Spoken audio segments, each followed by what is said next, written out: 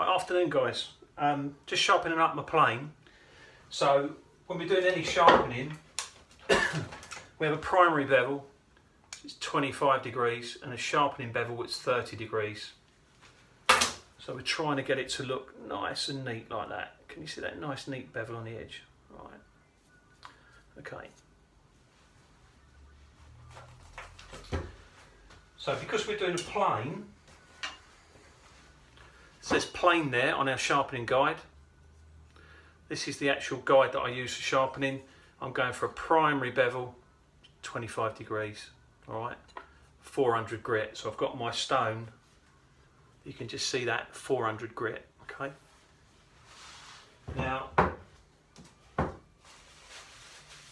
I use a bit of Windoline on it rather than water, all right. That's in my guide.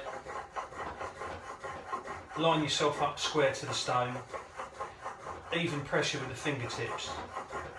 Some people do a figure of 8. I think with a big plane like this, you can probably just work from side to side gently. And then I'll turn it round so there's a bit of even wear on the stone.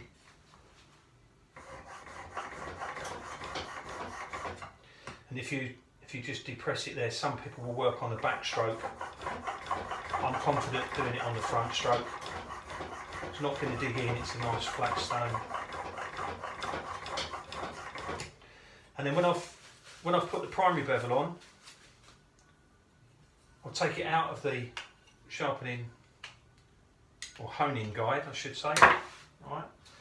Then I'm going to set it up for 30 degrees to set the secondary bevel. And I'm going to swap it over to 1000 grit. I'll show you in a minute, alright?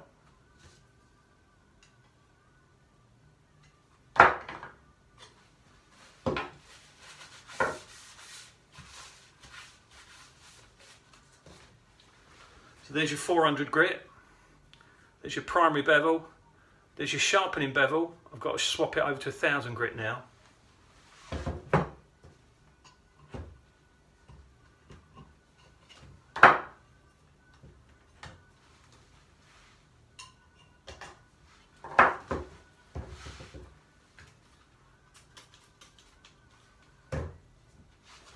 Set that up in the same way, but to the 1000 grit and 30 degree bevel for sharpening.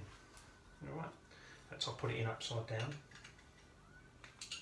Well done, John.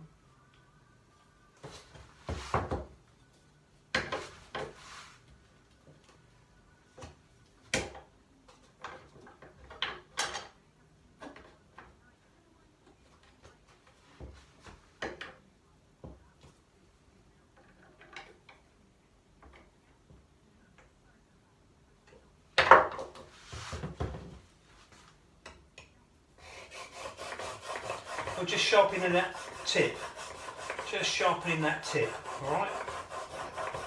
Probably might need 8 little strokes, just be enough to sharpen that tip.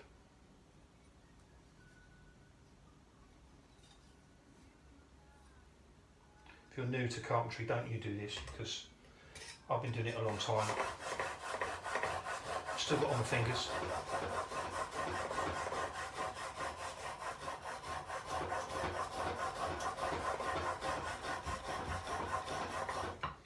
So what we're hoping to do is sharpen that, and then we'll get a little burr on there, like a little hair, and we'll have to where it's sharpened it and bent the metal over.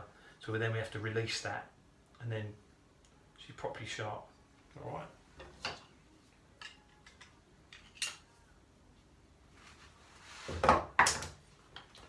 So to get rid of the burr, go on the back, nice and flat. Couple of strokes, and then go back onto the leather strop.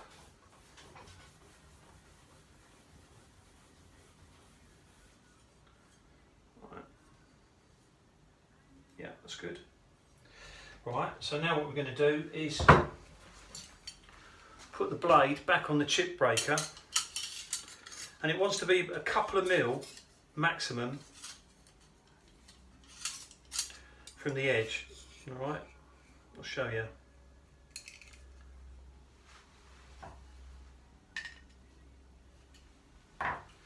So when the plane's going along like that, the shaving comes up, hits the chip breaker, and then it curls it up. All right, so it's a couple of mil off the edge. And when you put it into your plane, and it's easier to see without the blade in.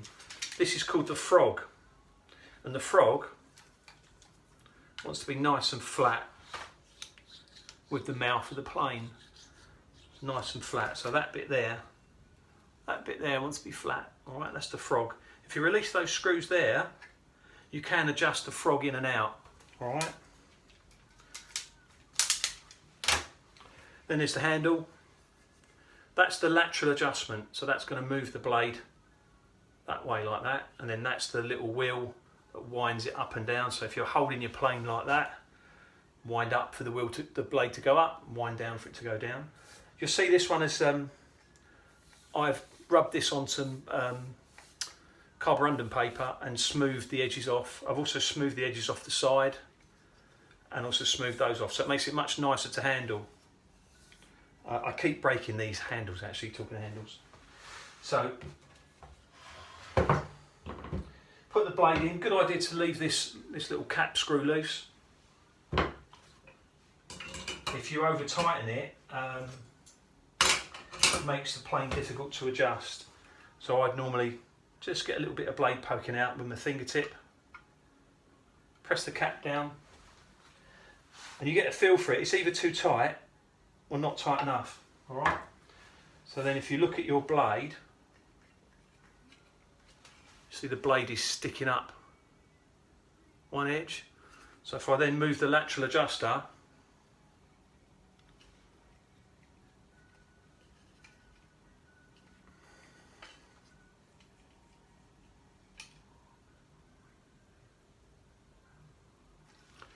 you'll see that's about even now.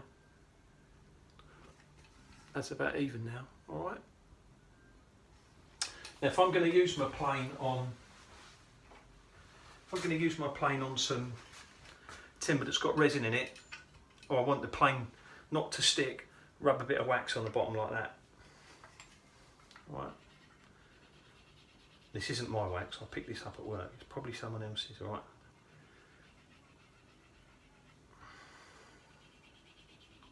It's a very, very old trick, but it does help. Now when you're holding your plane,